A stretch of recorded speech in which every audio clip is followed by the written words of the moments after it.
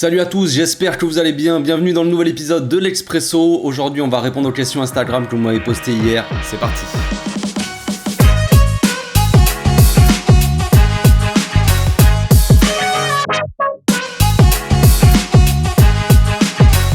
On commence par la question de Gloire Intouche qui dit match expérimental de Xavi, tu penses que beaucoup ont perdu des points? Alors oui, match expérimental clairement au niveau de la formation, de la composition d'équipe, c'est sûr, il avait dit qu'il ferait beaucoup de tournées et que ceux qui ont eu moins de temps de jeu joueraient. Après je pense pas que beaucoup de joueurs ont perdu des points concrètement, à part Sergio Roberto qui a été sorti à la 30e minute, le reste des joueurs n'ont pas été mauvais plus que ça, en tout cas c'est pas forcément de leur faute on va dire. On a vu un Nico par exemple un peu moins bon qui a été utilisé en relayeur et qui aurait dû être utilisé en 6 on va dire, comme pour ses premiers matchs de pré-saison où il a été très bon. Oba n'était pas vraiment à son poste non plus, il était en ailier, alors qu'on sait que franchement sur le côté gauche c'est pas la folie. Quand on voit aussi que Dembélé sur son côté ne revient pas forcément non plus, c'est compliqué, parce qu'en soi sur le premier but c'est une erreur collective. De base on a Nico qui presse très haut sur le défenseur central, on a Lewandowski qui presse sur l'autre défenseur central, on a Kessié qui presse sur le milieu défensif, on a Busquets qui est sur personne, et on a les deux milieux relayeurs offensifs de la Juve qui sont tout seuls. Dembélé lui revient pas couvrir un peu l'axe. Normalement Nico il aurait dû coulisser sur le milieu défensif, Kessié coulisser pour bloquer la passe sur Zakaria, ça n'a pas été le cas.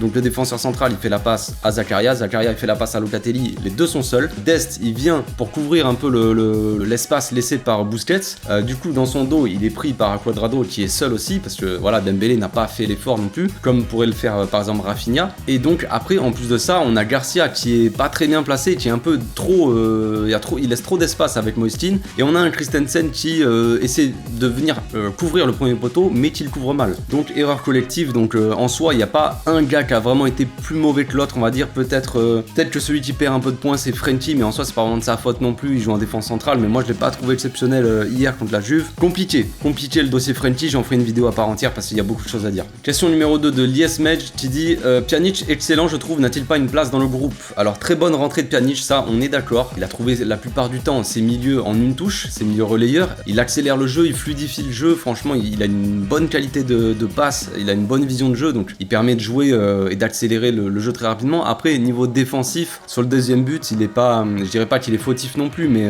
il réagit peut-être un peu trop tard à l'interception de Frenkie, donc il se fait avoir par Zakaria sur la vitesse, il est trop loin du ballon. Lui c'est un meneur de jeu, c'est un régista, c'est un meneur de jeu reculé, donc sa qualité première c'est de fluidifier le jeu avec sa qualité de passe et sa vision du jeu, ce qu'il a fait. Après on n'est pas sûr qu'il reste le Pjanic, est-ce qu'il a sa place dans le groupe? On ne sait pas encore, ça se jouera entre lui et Nico apparemment. Le staff peut-être ou le club hésite, soit il prête Nico et il garde Pjanic au moins une saison avec Busquets, les deux en concurrence, soit ils vendent Pjanic, il y a une touche, lui il a une touche en Arabie Saoudite je crois, donc possible qu'il soit vendu, je ne sais pas. Moi perso je préférerais garder Nico quand même, parce que Pjanic voilà, dommage que Xavi soit pas arrivé plus tôt pour l'utiliser, parce que la façon dont Xavi gère les choses, il sait quand même beaucoup mieux utiliser Pjanic que Koeman. Moi je préférerais garder Nico pour le former, qu'il soit formé aux côtés de Busquets, plutôt qu'il soit prêté dans un club de seconde zone et qui progresse pas autant qu'il progressait ici. Question numéro 3 de Nordine Moubari qui dit si on continue de faire jouer Nico en relayeur on va le perdre, j'espère que Xavi comprendra. Oula, de suite les grands mots Nordine.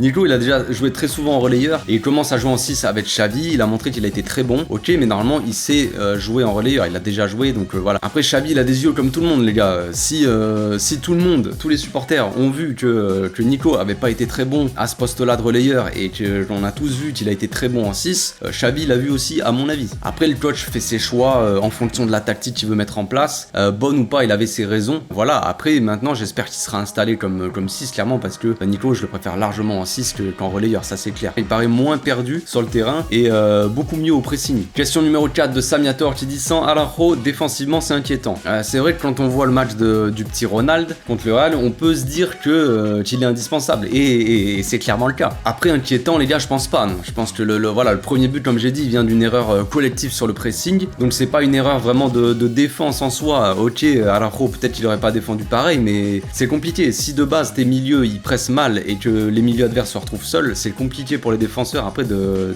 faire le job. Roberto et Dembélé sur le côté droit, ils ont laissé un boulevard pour Cuadrado, alors qu'avec un Rafinha et un Dest, on aurait peut-être eu plus de rigueur défensive. Après, avec l'arrivée de Koundé, les gars, franchement, je m'inquiète absolument pas pour la défense défense cette année, genre même pas un tout petit peu. Dernière question de Morod Gary qui dit: est-ce possible de maintenir un tel niveau de pressing toute la saison, sachant qu'il y a 5 changements? Bah déjà, ça serait bien de le faire sur un match complet. On a vu un excellent pressing les 10 premières minutes. Après, c'était un peu plus compliqué. En plus de ça, on avait Aubameyang et Dembélé sur les côtés qui pressent pas de ouf et qui reviennent pas énormément en défense, donc c'est compliqué de faire un pressing en bloc, on va dire. Bref, en plus de ça, c'est un match de pré-saison, donc on peut pas vraiment juger comment ça va se passer clairement toute cette saison. Mais oui, avec 5 changements, avec l'effectif qu'on a aussi complet que ça, on a Koundé qui va arriver en défense, on a probablement au moins un latéral qui va arriver, on pourra prévenir les blessures et faire souffler énormément de monde, et selon les matchs, mettre qui on veut. On a des doubleurs quasiment à tous les postes, les gars. Donc voilà, c'est tout pour aujourd'hui. C'était un question-réponse assez rapide. On se retrouve bientôt pour une nouvelle vidéo, sûrement la vidéo d'annonce pour Jules Koundé, donc sûrement demain je la sortirai, même si Koundé devrait être annoncé peut-être ce soir, qui sait. Donc on se retrouve demain pour une nouvelle vidéo. D'ici là, portez-vous bien, passez une très bonne journée. Ciao.